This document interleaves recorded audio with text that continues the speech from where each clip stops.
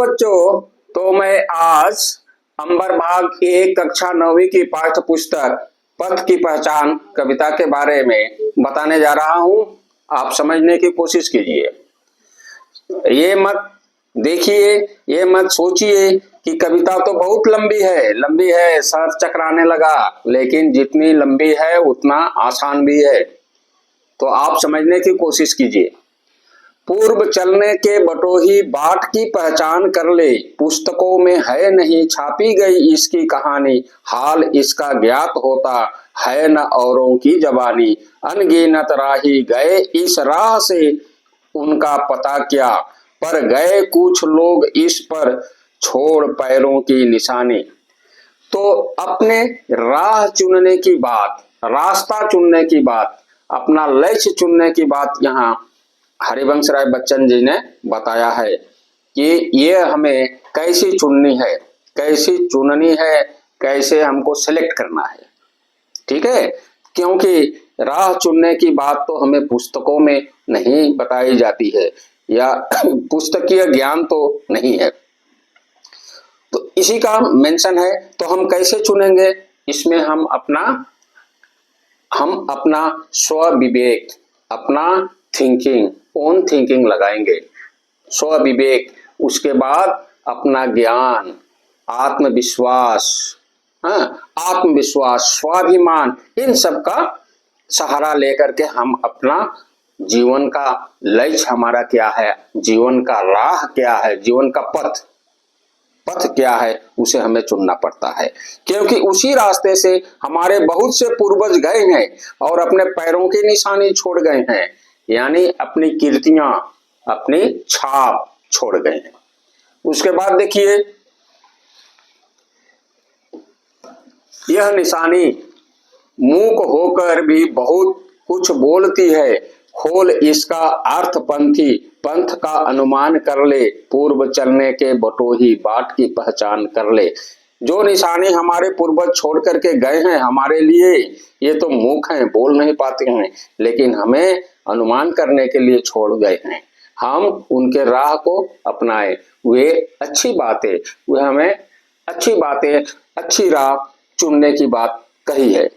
यह बुरा है या कि अच्छा, व्यर्थ दिन पर इस पर बिताना, जब असंभव छोड़ यह पथ दूसरे पर पग बढ़ाना, तू इसे अच्छा समझ यात्रा सरल इससे बनेगी। यानी कि हमें व्यर्थ की बहस में नहीं पड़ना चाहिए। असंभव है यह बोल करके हमें अपनी राह को छोड़ भी नहीं देना चाहिए, हमें आगे बढ़ना है। इससे अगर हम आत्मविश्वास और साहस, हिम्मत के साथ बढ़ेंगे तो हमारा यात्रा जो है वो सरल बनेगी। सोच मत केवल तुझे ही यह पड़ा मन में बिठाना, हर सफल पंथी यही विश्वास ले इस पर पड़ा है, तू इसी पर आज अपने चित्त का अवधान कर ले, पूर्व चलने के बटोही बाट की पहचान कर ले। इसका अर्थ वही हुआ कि हमें विश्वास, साहस, धैर्य, हिम्मत के साथ आगे बढ़ना है, क्योंकि हमारी राह जो है यह तो मुसीबतों का होती है। हमें कैसे चलना होगा, क्या चुनना होगा, क्या सही है, क्या गलत है, हमें सही को अपनाना है। हमें झूठ मूठ के व्यर्थ बहस में भी नहीं पड़ना है। उसके बाद देखिए, है अनिश्चित किस जगह पर सरित गिरी गह्वर मिलेंगे, है अनिश्चित किस जगह पर बाग वन सुंदर मिलेंगे।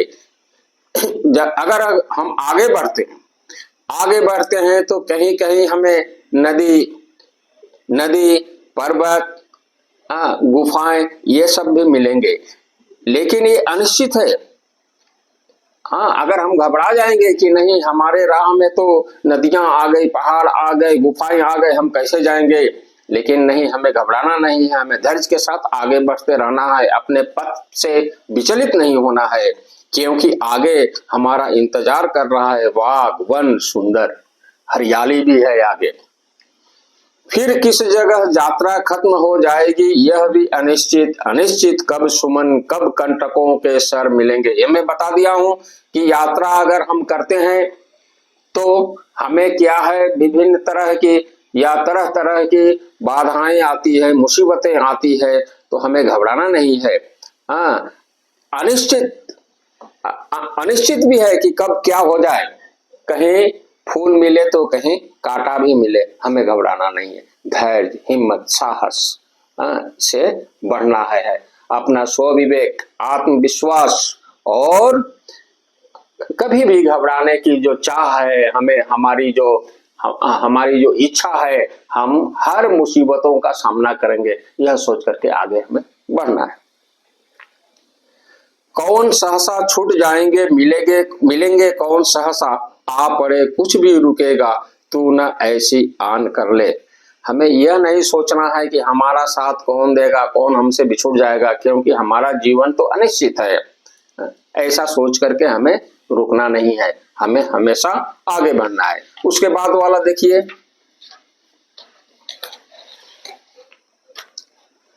पूर्व चलने के बटोही बाट की पहचान कर ले। यह वाक्य बार बार रिपीट हो रहा है। कौन कहता है कि स्वप्नों को न आने दे हृदय में, देखते सब हैं इन्हें अपनी उम्र अपने समय में।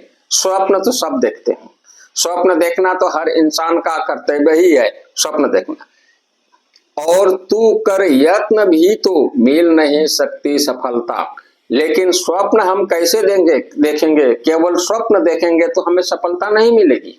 इसके लिए तो हमें कर्म भी करना है, करना है। केवल स्वप्न से हमें सफलता नहीं आती है।